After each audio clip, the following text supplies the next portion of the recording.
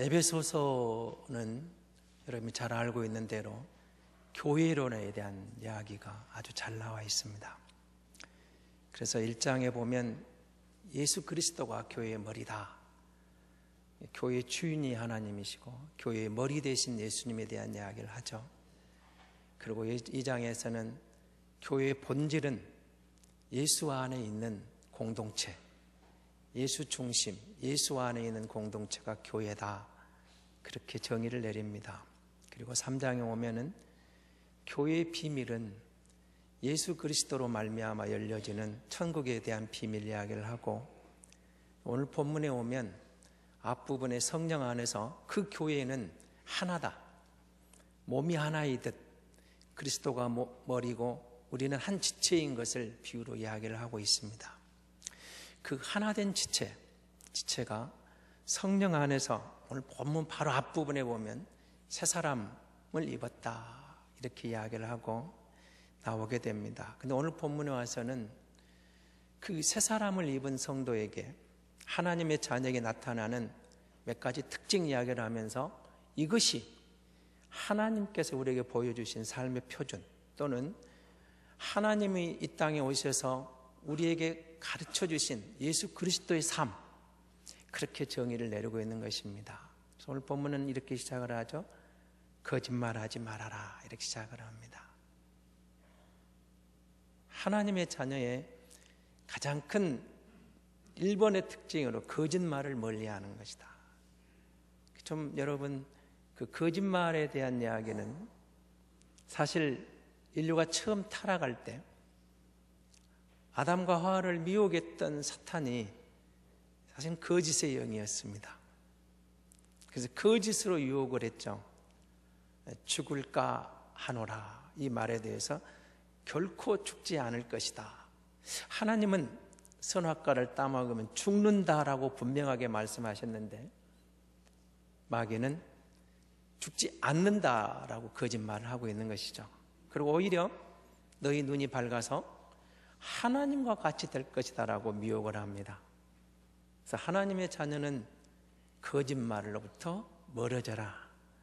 거짓말이 참 우리 주변에 너무 만연되어 있거든요.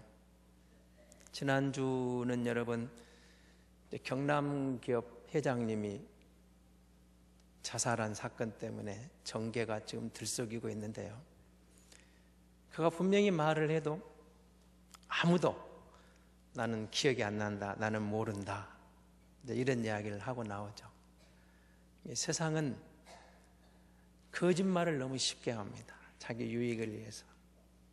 그러나 하나님은 결코 거짓이 없는 분이다. 그래서 하나님의 자녀의 특징 가운데 거짓말로부터 멀어지는 것이다.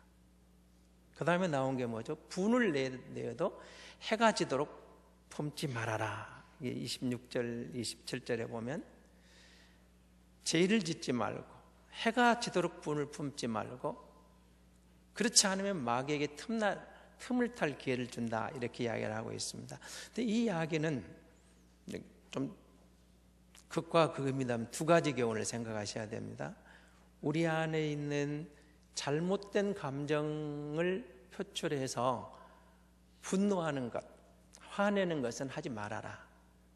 분노했으면 적어도 해가 지기 전에 그날에 가서 풀어라. 그리고 그날에 화해하라.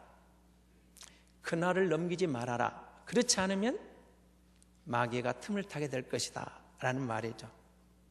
근데 이 말을 조금 또 적극적으로 하면은 분을 내라, 그 말입니다. 분을 내라.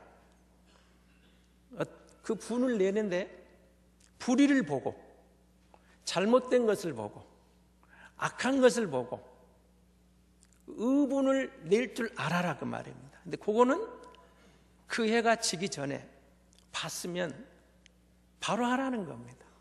그래야 잘못된 것을 바로 잡을 수 있다는 것이죠.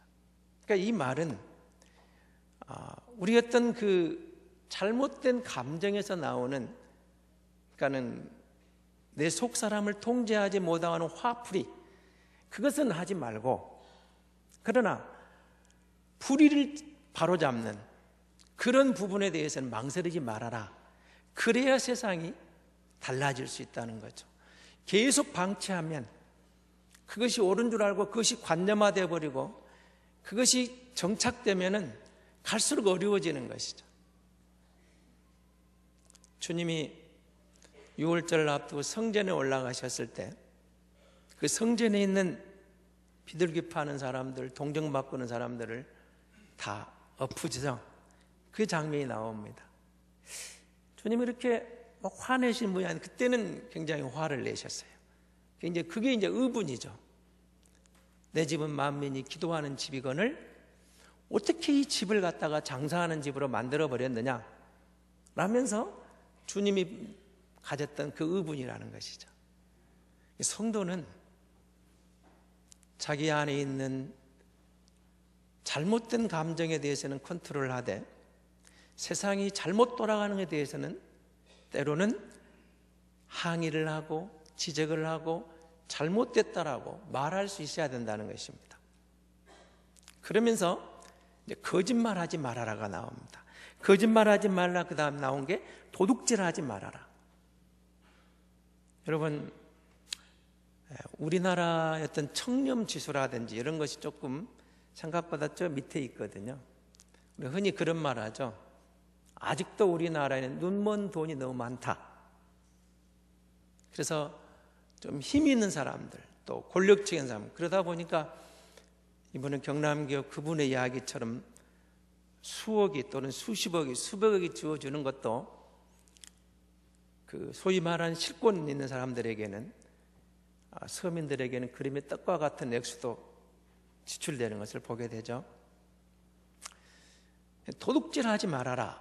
성경은 항상 땀 흘려 수고한 것을 가지고 생활하고 조금 더 적극적으로 나가죠. 도둑질을 멈출 뿐만 아니라 네 손으로 수고해서 번 돈으로 남을 도울 수 있도록 선한 일을 할 수 있도록 그렇게 나아가라, 그렇게 말합니다. 근데 여러분, 이런 이야기를 쭉 해오다가 29절을 여러분 보십시오. 같이 한번 읽어보겠습니다. 29절입니다.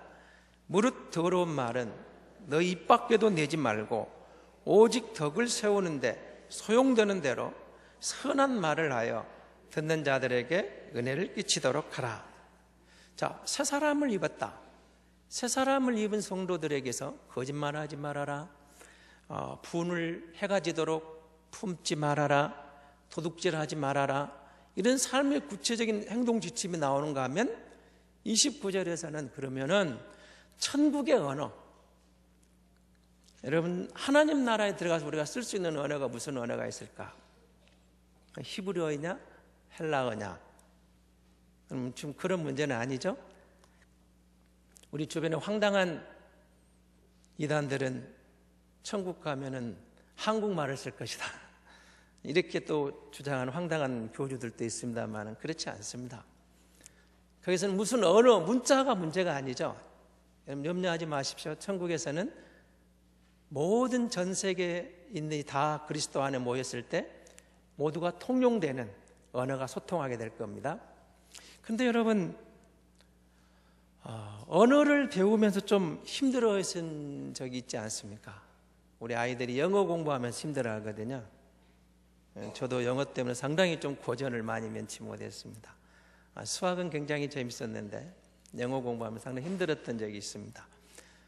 근데 여러분, 그 나라의 언어를 배운다는 것은 새롭게 태어나는 것과 같다라는 말이 있습니다. 물론 그렇게 어렵기도 하지만 그 언어를 알아야 그 나라의 습관, 관습, 그 안에 있는 내려오는 전통에 묻어있는 그 깊은 맛. 여러분, 외국인들이 우리나라 말을 요즘은 잘하는 사람들이 제법 많이 나옵니다만은 우리끼리 통하는 깊은 맛, 그걸 다 이해하기는 상당한 시간이 걸려야 되죠. 그리고 한국말을 하고 한국 사람과 같이 살지 않으면 모르는 그런 게 있습니다. 그런데 언어마저도 모르면 그게 가능하겠냐 그 말입니다. 언어를 잘하고 그것도 언어 속에 그 나라의 습관이나 관습이라는 게 묻어있는 게 있거든요. 전통 같은 게. 다른 나라에서는 도저히 이해할 수 없는 그들만 했던 사고방식에 젖어있는, 거기서 우러나오는 삶에 매여 있는 그런 깊은 이런 게 있다는 것이죠. 정갈이라고 할까요? 그러면 우리가 그리스도 안에 새로운 피조물이다. 다시 말하면 하나님의 자녀가 되었다면 우리에게는 천국 언어가 나와야 된다는 겁니다. 그게 뭐냐는 거죠. 29절이 말하고 있는 겁니다. 더러운 말, 악한 말 하지 말라는 겁니다. 그럼 더러운 말, 악한 말이 뭡니까? 그리고 우리 말 중에서도요, 같은 말 같지만 다양한 말이 있습니다. 쓸데없는 말, 이간질하는 말, 불신하는 말, 거짓말, 유언비어, 음담패설, 원망하는 말, 음해하는 말, 같은 말인데도 다양한 종류의 말들이 있는데 이런 그 부정적인 언어를 가리켜서 성경은 더러운 말이다, 악한 말이다 그렇게 말하고 있는 것이죠. 그래서 천국 언어는 이런 더러운 말이 안 나온다는 겁니다. 악한 말이 안 나온다. 여러분, 더러운 말 하면 복음서를 읽어가시다가 예수님이 귀신을 쫓아낼 때마다 귀신에게 한 말이 이 말이었습니다. 더러운 귀신아, 이렇게 나옵니다. 더러운 귀신아. 더러운 귀신아, 거기서 나와라, 이렇게 나옵니다. 그러니까 이 더럽다는 말은 하나님하고는 너무 어울리지 않지만 귀신에게, 마귀에게는 적객이라는 것이죠. 그러니까 성도는, 예수 안에서 거듭난 성도는 그 하나님의 언어, 그래서 하나님의 언어와 어울리지 않는 더러운 말에 대해서는 멀리하라는 것이죠. 그럼 긍정적인 말은 어떤 게 나오죠? 바로 이어 나오는 게 있죠. 덕을 세우는 말을 하라, 그 말입니다. 여러분, 이 말은 단순히 우리가 무슨 새에 덕담하는 그런 정도의 말이 아닙니다. 그런 말이 아니라 이 덕을 세우란 말은 건축하다, 집을 세우다 이런 의미가 있거든요. 그러니까 천국의 자녀된 성도들이 쓰는 언어는 누군가를 세워주는 말을 한다는 거예요. 아, 그 사람을 만났더니 정말 내가 너무 낙심되어 있었는데, 힘들었는데 그 사람을 만나서 내가 용기를 얻었다. 아, 그 사람을 만나고 나니까 다시 한번 미래를 향하여 달려갈 만한 희망이 생겼다. 그런 말을 하라는 거죠. 성도는 거듭난 성도를 만나니까 내게 긍정의 에너지가 오는 거예요. 긍정의 희망이 오는 거예요. 소망이 생기더라는 거죠. 그런 역할을 하라는 것입니다. 대학에서 그 화학 시험을 치르는 학생이 그날 시험지를 받고 아무리 머리를 쥐어짜도 답이 안 떠올랐습니다. 문제가 석탄을 가지고 알코올을 만드는 것을 적으라. 화학 공식을 가지고 써야 되는데 아무리 쥐어짜도 생각이 안 났습니다. 그래서 이 학생이 고민하다가 나중에 그냥 재치 있게 답을 쓰고 나갔습니다. 석탄을 팔아서 알코올을 사면 됩니다. 이렇게 답을 썼습니다. 그러고는 있는데 나중에 교수님이 이 학생을 불렀습니다. 그래서 이 학생이 가면서 이런 생각을 해요. 아무리 봐도 야단 맞고 이제 큰일 났다. 이게 다음 해 재수강하라 하지 않을까. 이런 각오로 갔는데 교수님이 이렇게 말을 했습니다. 자네는 석탄으로 알코올을 만들 수 있는 가장 쉬운 방법을 찾아냈네. 그러시더라는 겁니다. 근데 그 교수님과 면담하고 나온 이 학생이 마음에 찔리는 게 있죠. 그리고 받은 게 있었습니다. 들어갈 때는 굉장히 책망받을 줄 알았는데 오히려 교수님으로부터 그 말을 듣고 나니까 미안하기도 하고 교수님의 의도가 마음에 와닿다는 거죠. 그리고 이제 그 후로 오히려 그 과목에 대한 더 열심히 해서 우수한 성적으로 졸업했다고 그럽니다. 여러분, 여기서 말하는 덕을 세운다는 말은 내가 알아요. 책망받을 것 같고 야단 맞을 것 같았는데 오히려 역발상적으로 나를 세워주는 사람. 성도는 그런 말이 무슨 말이겠습니까? 은혜로운 말이죠. 은혜로운. 내가 하나님께 은혜를 받고 보니까 다른 사람을 만났을 때 내가 베풀 수 있는 은혜가 내 말 속에 담겨져 나가는 겁니다. 그러니까 여러분, 은혜는 사람을 살리는 말이에요. 살리거든. 그 사람을 만나면 살아나는 말이에요. 그 사람을 만나면 왠지 모르게 그 말로 인하여 정말 힘이 생기고 다시 한번 해봐야겠다는 용기가 생기더라는 것이죠. 그래서 천국 백성이 누구냐? 은혜로운 말을 할 수 있는 사람, 고급스러운 말을 할 수 있는 사람, 하나님의 자녀다운 품격 있는 말을 할 수 있는 사람, 이런 사람들이 주변 사람들로부터 칭찬을 듣고 인정을 받게 되는 것이죠. 그런가 하면 여러분, 이 말은 거기에 보면 덕을 세우는 데 소용되는 말 이렇게 나오죠. 이 말은 소용된다는 말을 다른 말로 하면은 그 원어적 의미는 상황에 맞는 말을 하라, 그 말. 상황에 맞는 말. 여러분, 우리가 하나님과의 관계에서도 우리 언어의 수준이 조금 달라져야 됩니다. 너무 인간적인 인간의 입장에서 하나님 접근하지 말고 하나님의 마음에 맞는 말, 하나님의 마음을 읽을 수 있는 말, 그렇게 나아가는 성도. 여러분, 사실 이게 쉽지 않습니다. 왜냐하면 예수님의 제자들까지도 이게 마지막까지 어려웠지 않습니까? 변화산에서 예수님이 변화될 때 그래도 그 중에 가장 가까운 베드로, 야고보, 요한을 데리고 올라가시죠. 예수님이 정말 형용할 수 없는 빛나는 모습으로 변화되고 모세가 등장하고 엘리야가 등장합니다. 이게 베드로가 그 상황을 보고 이렇게 이야기를 하죠. 주여, 내가 여기 천막 3개를 짓겠습니다. 하나는 주님을 위하여, 하나는 모세를 위하여, 하나는 엘리야를 위하여. 근데 사실 이 복음서 기자가 하는 말을 빌으면 베드로도 지금 자기가 무슨 말인지 모르고 하고 있는 겁니다. 여러분, 이게 사실은 상황에 안 맞는 말이죠. 그럼 베드로가 마지막 순간까지 부활하신 주님을 만나고 뒤에 달라집니다마는 예수님과 동행하면서도 유감스럽게도 하나님의 마음, 예수님의 마음을 제대로 읽지를 못했습니다. 그러니까 그 격에 맞는 말, 상황에 맞는 말을 잘 못했습니다. 하나님의 자녀는 하나님의 마음을 읽을 수 있어야 되고, 그리고 마음을 읽기 위해서는 어떻게 돼야겠습니까? 하나님께 더욱 가까이 다가가야 되는 것이죠. 하나님과 친해지면 하나님과 친해진 만큼 우리에게 얻는 유익이 정말 많습니다. 근데 하나님과 친해지는 방법이 뭐겠습니까? 말씀으로 들어가는 겁니다. 기도하는 건 하나님과 만나는 겁니다. 찬양 가운데 하나님을 높이는 겁니다. 우리가 정말 하나님과 친해지면 하나님이 주시는 그 놀라운 은혜가 이게 막 배가 되고, 이래서 하나님을 믿는구나 깨닫는 순간이 오게 됩니다. 여러분, 하나님과 친해지도록 노력하십시오. 그러면 하나님의 마음을 내가 읽을 수가 있고, 하나님께 가까이 간 만큼 하나님으로부터 내가 받는 놀라운 것들이, 감동적인 것들이 우리에게 밀려오는 것입니다. 분명한 것은 하나님을 가까이 하면 절대 손해볼 일이 없습니다. 성도는 어쨌든 하나님과 가까이, 여러분, 우리가 누구를 가까이 하면 그 사람을 닮아간다고 그러잖아요.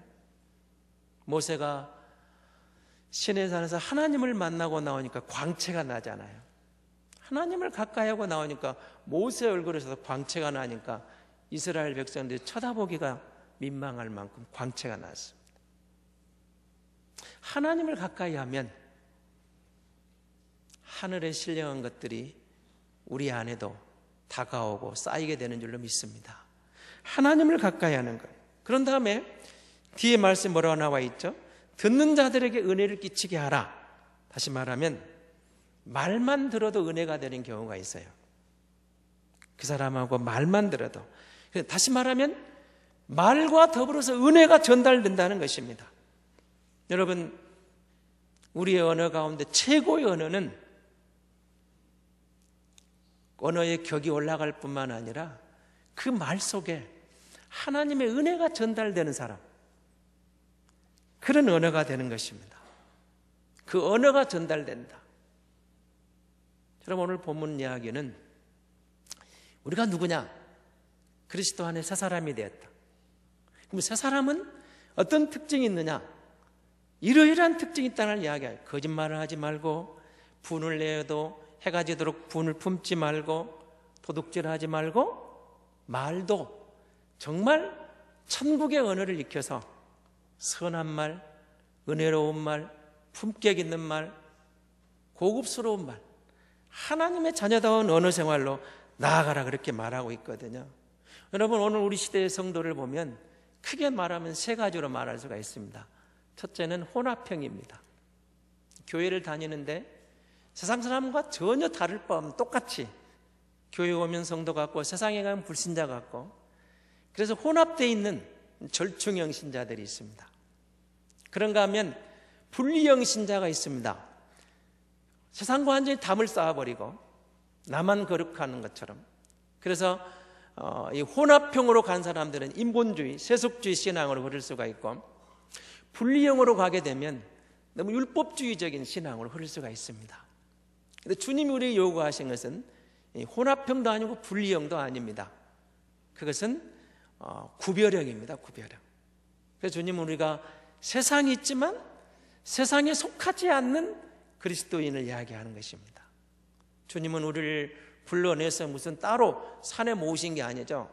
우리를 불러내셨지만 세상 가운데로 우리를 보내십니다. 그러니까 성도는 그 말씀 가운데서 세상에 살면서 세상에 속하지 않고 하나님께 속한 성도의 거룩함을 추구하게 되는 것이죠. 여러분, 그리스도 밖에 있는 세상은 거룩에 관심이 없습니다.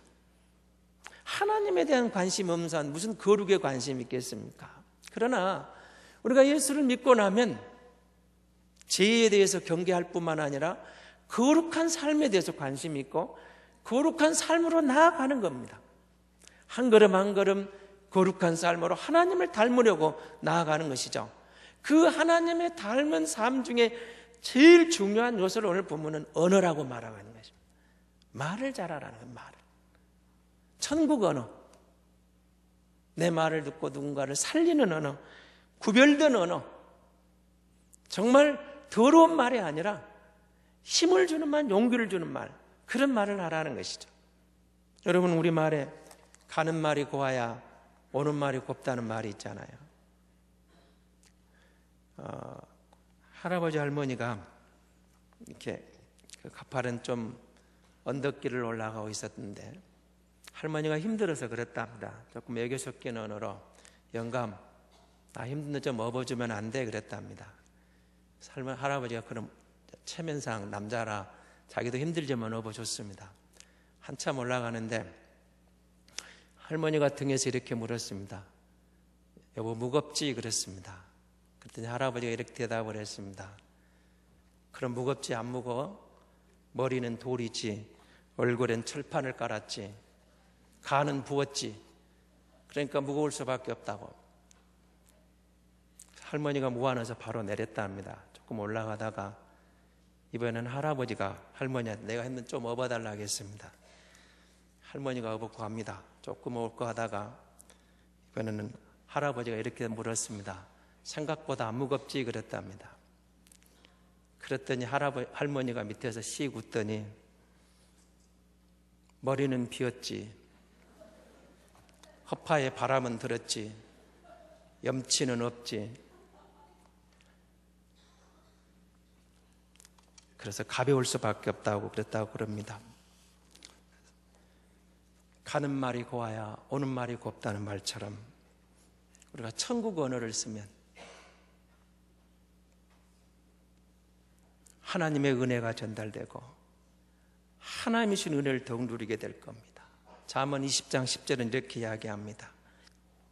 의인의 입은 생명의 샘이라도 악인의 입은 독을 머금었느니라. 우리가 주의 은혜를 입어서 예수 안에 새 사람이 된 의인이 되었습니다.